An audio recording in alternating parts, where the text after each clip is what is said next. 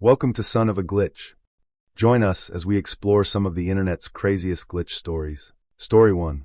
Okay, this is going to sound dumb because it's literally about a baby toy, but this one actually freaked me out more than the shadow in the doorway type stuff. Because this wasn't lights flickered, or I heard a whisper. This was math. So we have this little toddler shape sorter. Bright plastic, chunky pieces, colors so loud they practically hum. You've seen it a million times, circle, square, star, etc. My kid loves it because he can slam things into holes and then clap for himself like he just solved nuclear fusion. We've had this toy forever.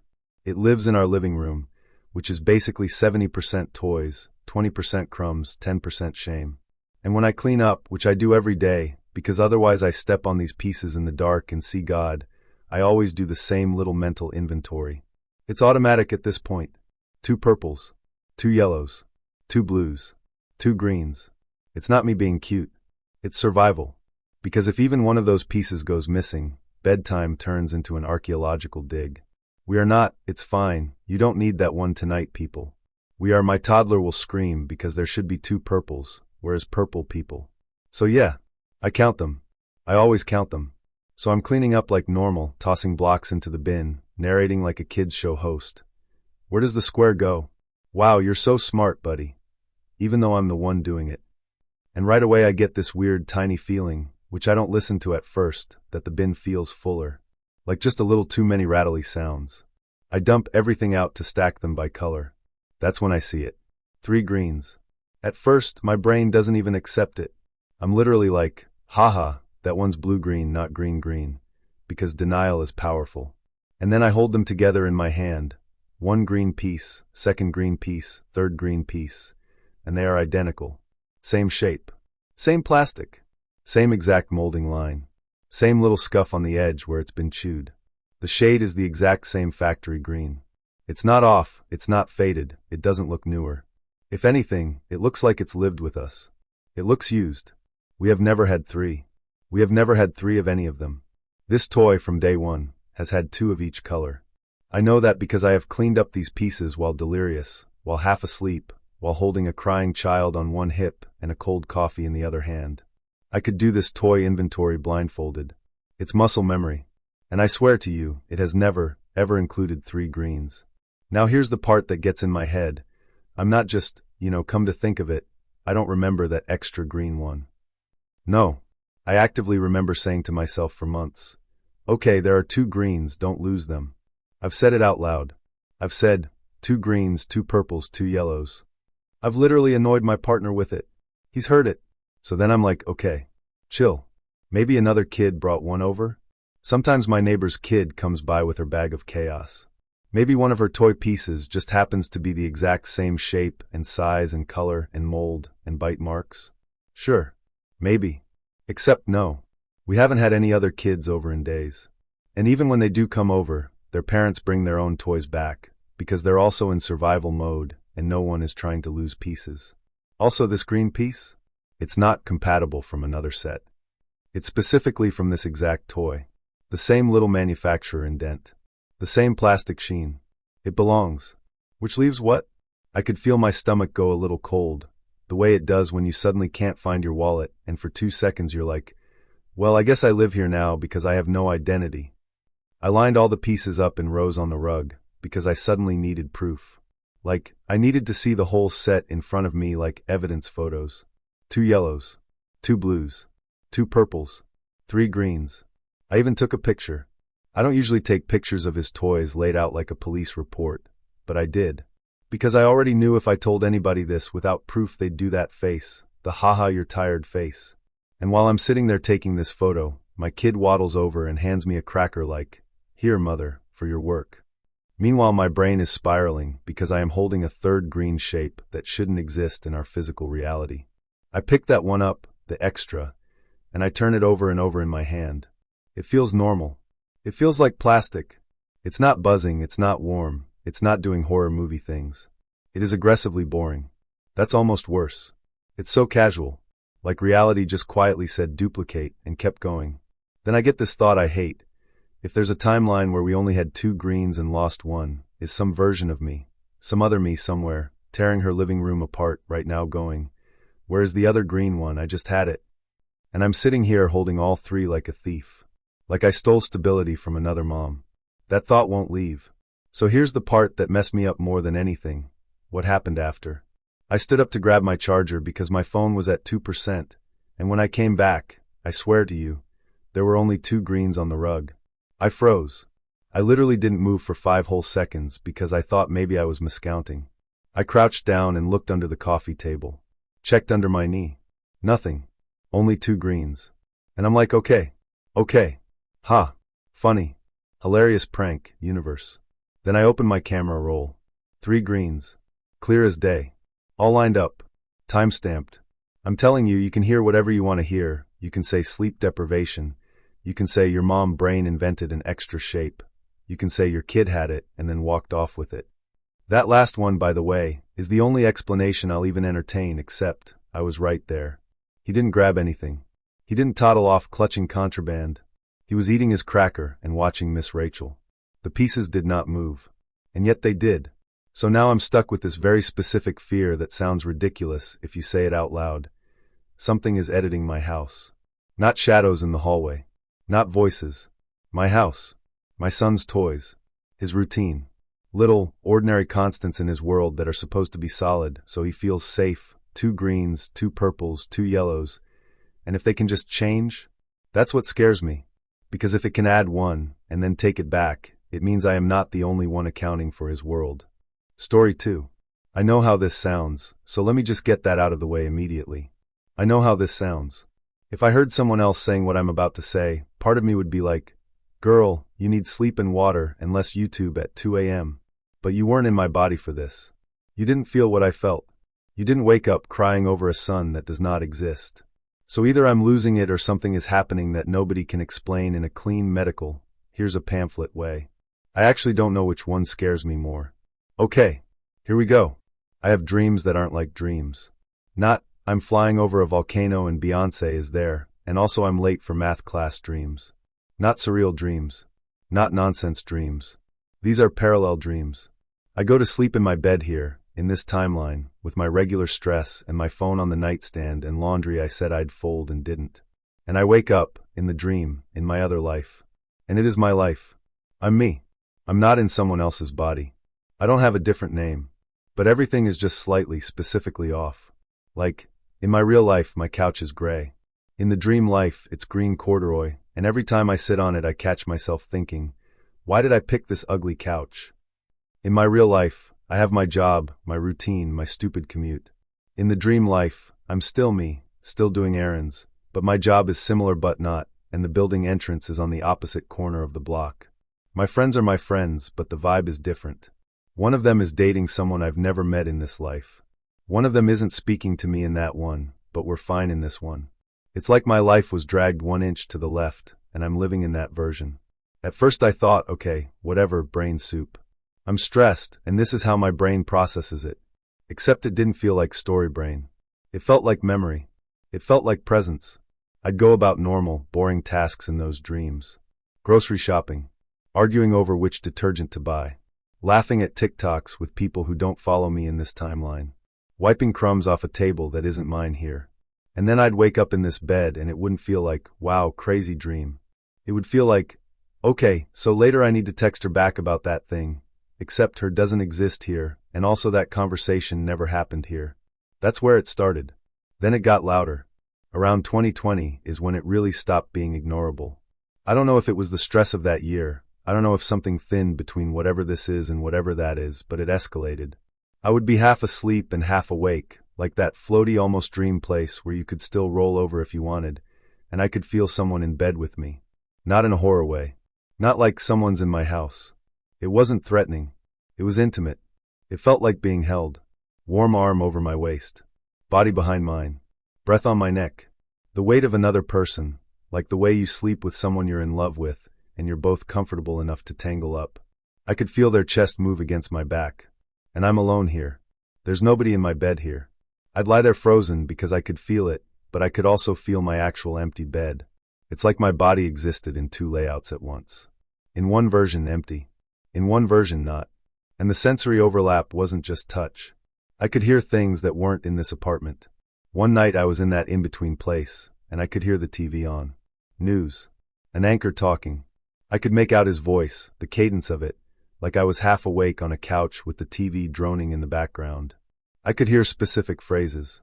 I recognized the voice too, which was even stranger because I knew that voice didn't match what should have been on at that time of day. I actually snapped awake and checked my own room. My TV was off. My phone was on silent. I was alone. It was dark, silent, and the second I was fully in this timeline, all of that vanished. That made me so uncomfortable that I literally grabbed my phone, opened Google, and searched the anchor because I hadn't heard him in years, and the time I heard him wasn't even a time slot he does anymore. It didn't make sense. It was like my ears were in one timeline and my eyes were in the other. And then there's my son. I say my son, knowing how that sounds because I do not have a son here. But I do there. He's in those dreams sometimes. Not every night. Not even every month. But he shows up every few years like checkpoints. And every time he's the same. Same face. Same hair. Same little body weight when I pick him up. He's around the same age each time, like maybe 6 or 7. And he knows me. He leans into me in that automatic way kids lean into their actual parent. Not shy. Not formal. Mine. I wake up from those dreams empty. I don't mean sad. I mean gutted. Like sliced open. Because in the dream, I am his mom. I have that muscle memory. You know the way you'll automatically put your arm in front of a kid when you brake too fast in the car? Or how you'll cut grapes in half without even thinking about it because your body knows choking hazard? That kind of reflexive knowing. I have that with him. I know how he cries. I know how his hair smells after he's been outside. I know which cartoon he's obsessed with and how he sings the theme song wrong. Then I wake up here and he doesn't exist. Do you understand how violent that is? To go from having a child to not having him in the span of a breath. I can picture his face right now. I could describe his eye color, his little mouth, the way he laughs. It's not generic. It's not, oh yeah, some kid. It is him.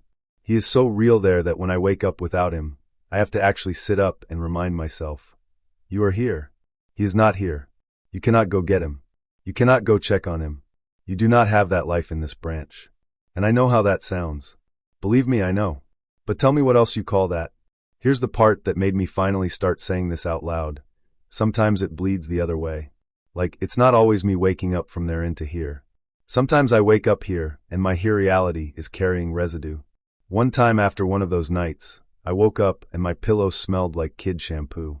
You know that fake strawberry smell? That cheap, too sweet, tear-free kind of scent? I don't buy that stuff. There are no kids in this apartment. There is no reason for my pillowcase to smell like the top of a little boy's head. But it did. And I just sat there holding my pillow and shaking. Because it wasn't a thought anymore. It wasn't, oh, I miss the imaginary dream kid. It was physical. It was here. Like something from that other line of my life actually touched this one long enough to leave a trace. And then it was gone a few hours later. Faded. So yeah, I've read the lamp story on Reddit. I've read quantum immortality threads. I've read the we're in a simulation essays and the time is layered, not linear stuff. I've heard the scientific take that dreams are just the brain filing memories away. But that does not explain why I wake up grieving conversations I had yesterday with people I've never met. That does not explain why I can feel an arm around me that does not exist here. That does not explain why I can hear a TV broadcast that absolutely was not happening in this apartment. That does not explain why I miss a son that I only have in the version of my life that I only access with my eyes closed. And if you're about to say, okay, cool, maybe that's just your subconscious creating what you want, then answer this. Why do I come back here missing things I didn't even know I wanted? I never walked around saying, I wish I had a son.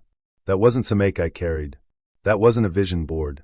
That's not even something I thought I could handle, honestly. And yet when I dream him, I wake up broken like someone stole him from me. So here's my theory, and call me insane if you want, I don't care anymore. I don't think these are just dreams. I think I am literally living other versions of my life while my body here is asleep, the same way you can tab between windows on a computer. I think when I go under, I tab over. And sometimes, for whatever reason, stress, emotional connection, timelines being thin, cosmic static, I don't know, the tabs don't close cleanly when I wake up. They overlap for a second. They stick. I think I'm not imagining that boy. I think I'm his mother somewhere. Story 3. So context. We rent out our upstairs as an Airbnb. It has its own entrance, its own bathroom, its own cleaning supplies. That matters. Remember that. I have separate broom, separate mop, separate everything for the Airbnb, because it's easier to just keep all of that up there between guests. This particular day, I'm doing turnover. Guests had left, new guests are coming, so I'm in full host mode.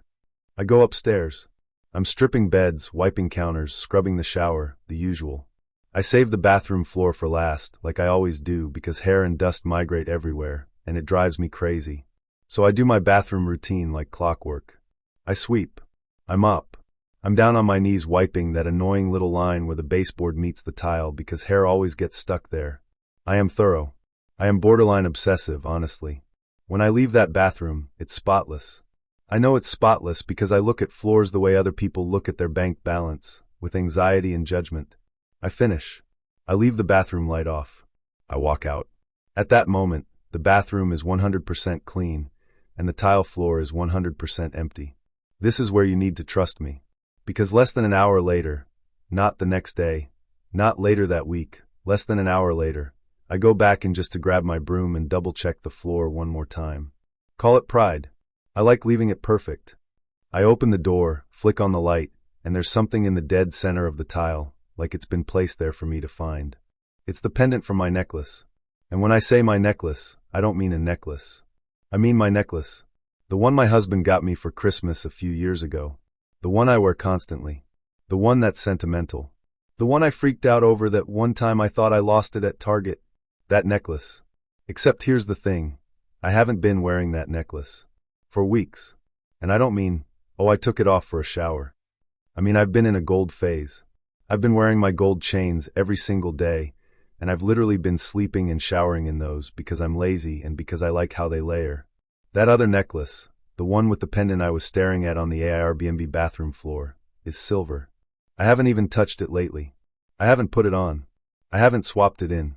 It's been sitting with the rest of my not currently in rotation jewelry, minding its business. Yet here's the pendant. Alone. No chain. On the tile. Face up, like it wanted to be recognized. My brain goes dead silent. You know in movies when someone opens a door and sees something wrong and the soundtrack cuts. That's what it felt like in my head. Just a long, flat, mental dial tone. Because for a second my first thought is not glitch in the matrix. It's someone has been in my bedroom and then came up here and dropped this. And that is not spooky haunted ghost scary. That is real world scary. That is call the police scary. So I scoop it up off the floor, and that part also messes me up because it's not dusty. It's not wet. It's not grimy. It's just there. Clean. Shiny. Like it teleported in, freshly placed.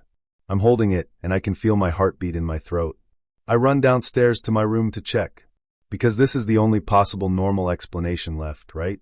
That the whole necklace broke somehow, fell off without me noticing, and the pendant got tracked upstairs on like the bottom of my slipper, or my pant leg, or I don't know what, and then dropped in the Airbnb bathroom while I was cleaning.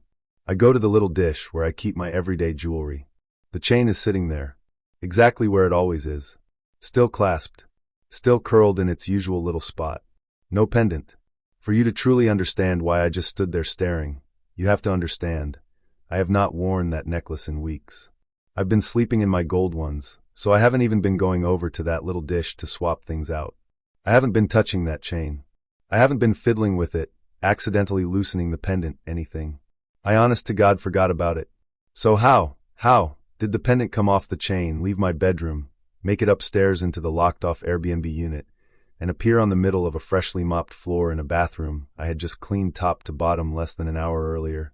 And when I say locked off, let me just clarify so the internet doesn't try me. The Airbnb has its own entrance. Guests do not come through our part of the house.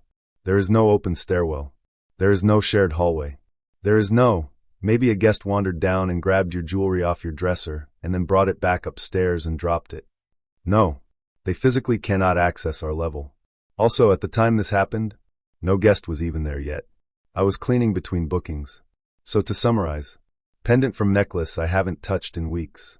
Chain from that necklace still sitting downstairs where I left it.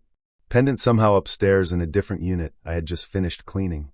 Placed dead center on the bathroom floor I know was empty 45 minutes earlier. My head is like, absolutely not.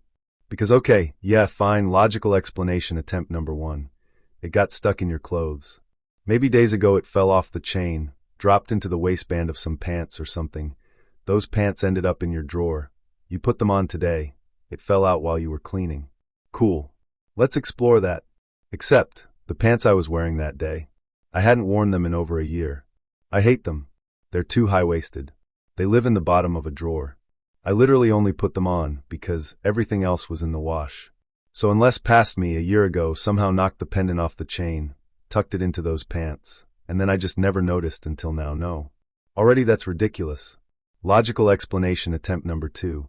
It hitched a ride on the cleaning tools. Like maybe it got stuck in the mop or broom or rag and then shook loose upstairs. Except, I keep separate cleaning supplies for upstairs and downstairs. That's the whole point. The Airbnb has its own broom, its own mop, its own cleaning rags, its own everything, and they stay up there. I don't drag my personal mop upstairs, and I don't bring the Airbnb mop downstairs. So there is no way it caught a ride, unless we are suggesting my necklace pendant has learned to teleport between closets. Logical explanation attempt number 3. Someone else in the house moved it and forgot to tell me. My husband, he didn't go upstairs. He wasn't even home yet. And even if he had, why would he be walking around with the detached pendant from my necklace like la la la, then drop it on the Airbnb bathroom floor and just not mention it? Also, let me just repeat, when I say it was in the middle of the tile, I mean the literal middle. Like center point. Dead center. Face up. In a way you'd place a prop if you wanted it to be found. Not in the corner. Not near the door. Not somewhere it could have fallen out of my pocket or sock and rolled. Center. And it was face up. Like it had been set there. I stood in that Airbnb bathroom for a full minute, just holding this little charm between my fingers and genuinely thinking, I am never, ever going to be able to explain this, am I? Story 4. I am not dramatic. Like, yeah, I talk a lot, I swear when I'm nervous, I joke when I'm scared, but I don't jump to paranormal for every weird sound. I am that person in horror movies who's like, it's the pipes, calm down. I am chronically unimpressed. So when I tell you this stairwell was wrong, like wrong on a geometry level, I need you to hear me. We were exploring. That's all. Not urban exploring like breaking into an abandoned hospital exploring. Nothing illegal. We were just walking around this big concrete public structure, kind of parking garage adjacent, kind of like old infrastructure. I don't even totally know what it was supposed to be. It looked like one of those places that's been added to and sealed off and reconnected 1,000 times, and now the layout is a joke. Anyway, it's me and my friend, and we're laughing, not thinking about anything other than getting to where we parked. We hit this metal gate, one of those waist-high black gates that's supposed to block access, except it's unlocked and half open, and we're like, okay, cool, shortcut. We go through. The vibe changes immediately. I don't mean it got cold, or I felt watched. We go down one flight of stairs. I'm filming, because of course I'm filming, because this is what we do. I'm like, oh my god, look how sketchy this is, haha. In that fake haha voice you do when you're trying to keep things light. Then we hit the landing and I freeze. Because it doesn't line up. That's the first red flag. At the bottom of that little concrete staircase, instead of opening to a hallway like it should, there's another railing. The railing looks out, not into the next level down, not into a lobby, but into us. Let me explain that better. We're standing on this tiny landing, right? There's a black gate in front of us locked. Beyond the gate, there's this other stretch of stairs and concrete, but it isn't below us or above us. It's sideways, and it looks almost exactly like the spot we literally just came from, like a copy-paste. Same scuffed paint. Same rust on the bolts. Same caution/no entry, sign zip-tied to metal. It's like we're looking at where we just were, except we're not. We can see where we just were through another angle behind us. So how are we also seeing it in front of us? I laugh again and I'm like, this is one of those backrooms levels. Nope. I'm out. But under the joke is this crawling unease. Because we should be somewhere else. The way stairs work, and I don't need to be an engineer for this is basic, is you go down, you end up one floor lower. You go up, you end up one floor higher. You don't go down and then end up parallel. At like the same level you started, but also not. But that's what it felt like. Like we just shifted sideways in the building instead of descending. My friend is nervous laughing and goes, the gate doesn't open. The gate doesn't open. She's shaking it, and it's not budging. I turn around, look back up the stairs like, okay, let's just go back the way we came. Easy, right? Except when we start going back up, it doesn't lead us where we think. I swear to you we climbed the same number of steps we just came down. Same exact number. It should have dumped us right back at that first open gate, at the normal hallway. Instead we come up to another landing, another little locked gate, another black railing, and the space beyond that railing looks like where we should be. I can actually see the section we're trying to get to, the open air, the spot near the parking area, the light. It's right there. It's physically visible. We can point at our destination like, that's where we need to be. But we are not in it. We're next to it. Beside it. The way you can stand on one side of a chain link fence and be 1 foot from your own car, but completely unable to touch it. Except this isn't a fence you could climb or a door you could squeeze through. It's just misaligned reality. And that's when I feel it for the first time, panic. Not haha panic, not LOL I'm spooked, real panic. Because suddenly I am aware that if, for whatever reason, we can't get out of here, nobody will hear us. This little concrete spine we're in, it's echo why yes, but it's also sealed. I can't hear street noise. I can't hear cars. I can't hear people. I can't even hear the hum of a building. It's just our breathing and our footsteps and the metal rattle of gates that do not open. I'm trying not to show that I'm freaking out because I don't want to set her off, but my chest is doing that tight fluttery thing like it does right before a full anxiety attack. My mouth tastes metallic. My palms are sweating. I joke again because that's how I cope. I say, imagine if we die down here because of some Escher staircase. But my voice cracks on die, which is not ideal. We keep walking, down more stairs, then across this little landing, then down again. The air starts feeling weirder, like heavier, almost humid, but also colder. It's like concrete basement air. At some point I say, this is a never-ending staircase, and I meant it as a joke, but by then I'm actually scared it's true. Every time I think we've hit the level where the exit should be, we pop out somewhere that looks familiar but wrong. You know that déjà vu ping you get sometimes? That like, haven't I seen this crack in this paint before? Feeling? It's like that nonstop. We pass another locked gate, and beyond it is, swear to God, the exact same red-painted pipe elbow we saw 3 minutes ago. Same paint chip. Same white scuff above it. I stop and I stare at it, because I know that mark. I remember looking at that mark and thinking, that looks like a dinosaur head. And here it is again, but we did not loop. We were moving in one direction. We didn't circle. So how are we here again? That's when I say, no, for real, how do we get out? And my voice does not sound like my voice. It's higher and thin. She says, I don't know. I don't know. I don't know. She's babbling now, nervous, and that makes it worse. Finally we hit another set of stairs, and at the bottom we can see an opening. Daylight. I could cry, I'm so relieved. We rush down, turn the corner. Closed gate. Padlocked. And here's the worst part. Through that gate, like 8 feet away, is exactly where we thought we were this entire time. I can see the ground level. I can see where we started. I can see the spot we hopped the little gate at the beginning. It's right there.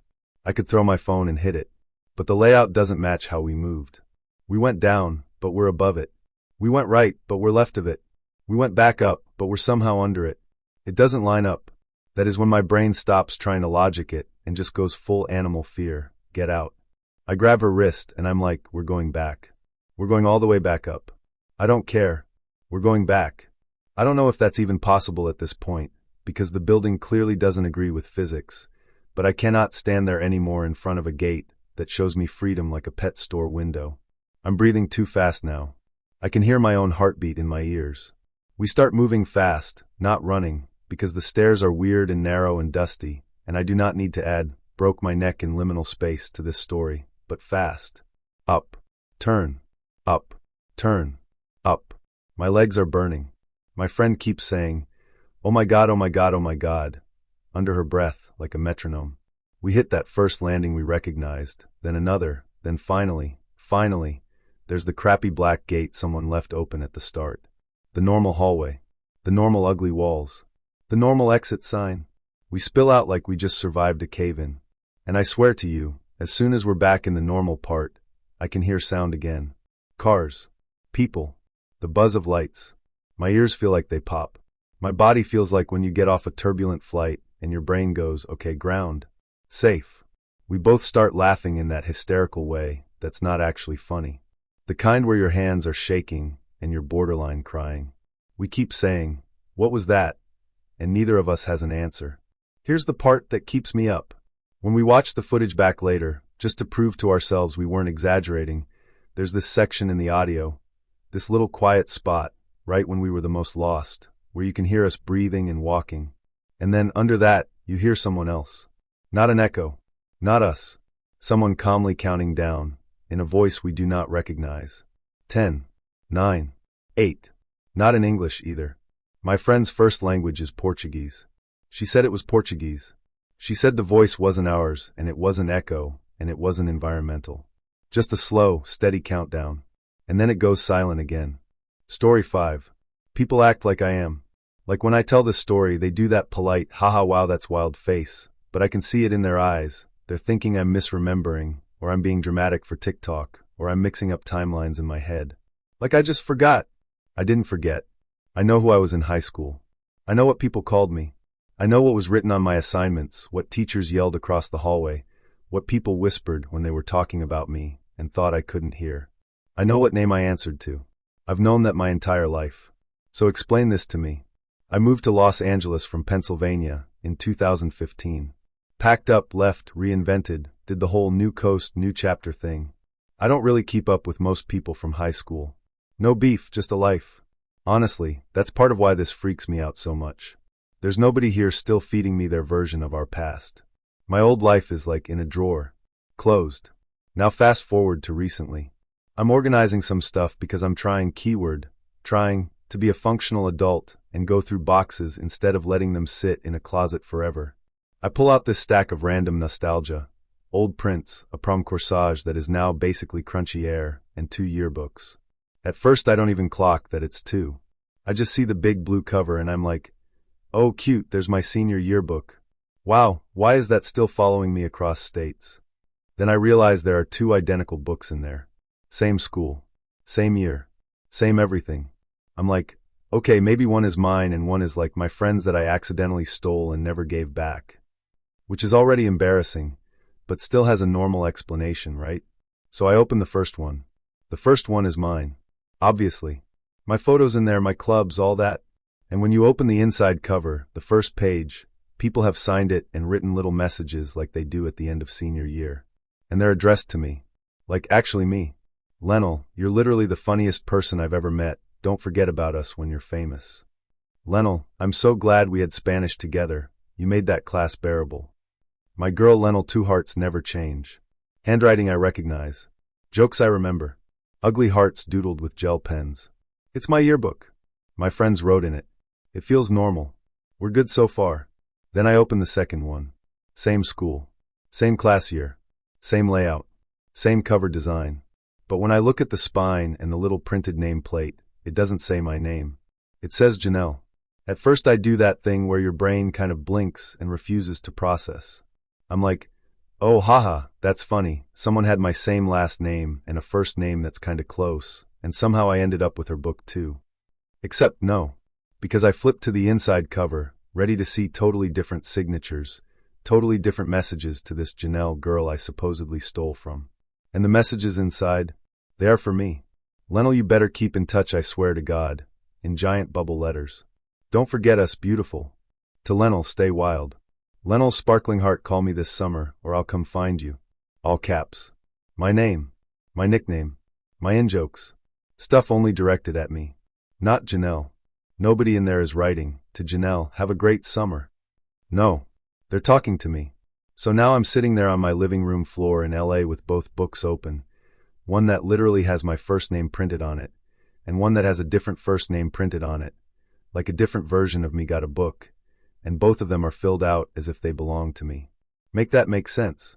Because here's what that means if we're staying normal and boring and safe in our logic. Option A.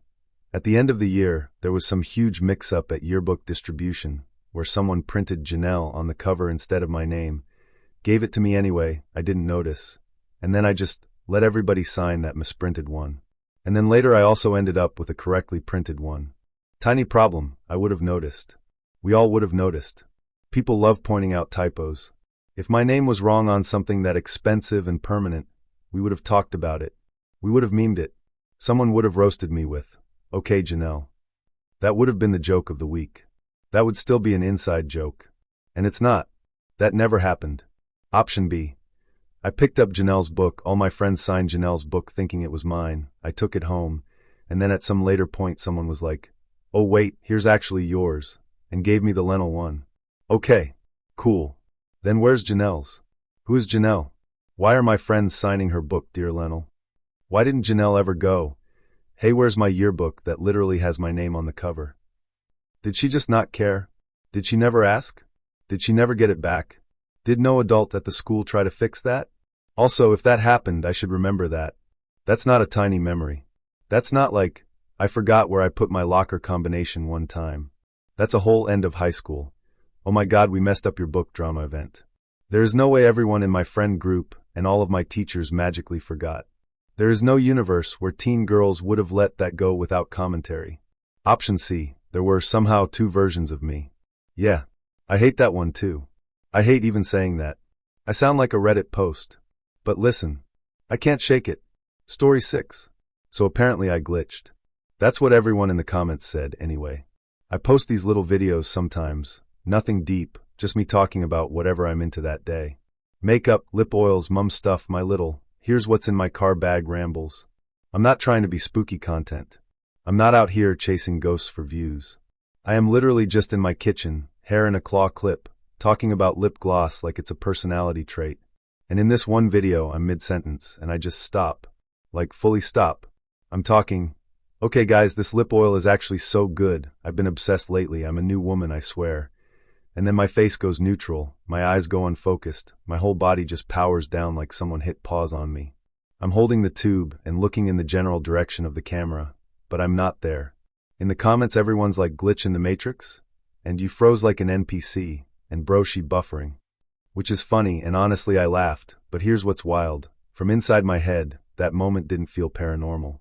It felt familiar. I do that all the time. I've always done that. That is what scares me more than the simulation is bugging. The part that actually messes with me wasn't watching myself freeze. It was realizing how often I must look like that without noticing. Here's what happens from my side of that clip. I'm talking. I'm in my "Hi besties, let me show you my favorite product right now" voice, because that's what you do on camera. I'm in that "you're talking to people" mode. And then mid-sentence, my brain just leaves. Not in a dramatic way. It's not like I dissociate into a void or fall into a trauma memory or see God. It's way more boring than that. It's like my focus stands up and walks into another room without telling the rest of me. Physically, I'm still standing there. My arm is still up. I'm still technically recording content. But mentally, I'm suddenly thinking about something completely different. And not a relevant thing. I'm not thinking, what was I saying? I'm thinking, did I move the laundry into the dryer, or is it still just sitting there cold and wet? And if it's cold, and what I'm going to have to rewash it, and I'm wasting water again, and that's money.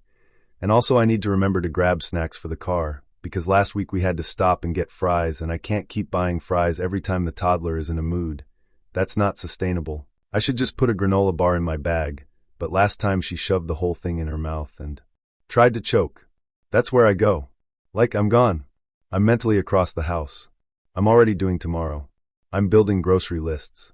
I'm rehearsing made-up arguments. I'm remembering I forgot to take chicken out of the freezer. I'm calculating how long I have until I have to leave to pick somebody up. I'm spiraling in practical ways. Meanwhile, on camera, I look like a mannequin. And you know what's scarier? I didn't even realize I did that on camera until I watched it back. In the moment, to me, that pause was nothing. It didn't even feel like a pause. I didn't feel time pass. I didn't feel, I am frozen. I felt like I mentally wandered for, I don't know, half a second maybe? And then I kind of came back and finished what I was saying like normal. No big deal. When I watched it back, it wasn't half a second. It was long. Too long. Long enough that if you saw me do that in real life at like a grocery store, you would maybe gently go, "Hey. Hey. You good?" It's literally like my soul lagged. Which sounds dramatic, but honestly that's exactly what it feels like some days. Like I'm streaming myself in 480p on bad Wi-Fi. People online are like, "That's a glitch." And yeah, okay, sure, it looks like that. I get why they say it. You can screen record that clip, mute it, and it looks like those TikToks where everyone circles a person in the background who isn't moving like a real human. I get that aesthetic. But to me, to actually be the person it's happening to, it just feels like ADHD. That's the thing. This is what I'm saying. Because I've always lost time in little chunks like that. I'll be in the middle of an email, and then suddenly I'm staring at my screen with absolutely no idea how long I've been staring. Or I'll be pouring juice into a cup and then just stop, cup in hand, carton tilted, because a thought hijacked me. Did I lock the back door? Did I lock the back door? I swear I locked the back door, but what if I didn't? What if someone's literally in the house right now? Okay, no one's in the house, but also what if they are? And my body just times out until the thought lets go. I've lost entire minutes doing that. I've come back to myself like, what was I just doing? Where was I in this sentence? And had to rewind my own brain. And it's always been easy to ignore because nobody's filming me while I do it. You don't realize how weird it looks externally until you literally watch yourself go statue in HD. So I post the video and people are in the comments like, girl, you glitched. Simulation lag. NPC moment. That's not normal. Broshi buffering help loudly crying face. And at first I'm like, ha ha ha, internet gonna internet. But then some people are like, hey, not to freak you out, but have you checked your iron? And do you dissociate? And do you ever lose time like that while driving? And have you talked to anyone about that? And I'm like, okay, whoa,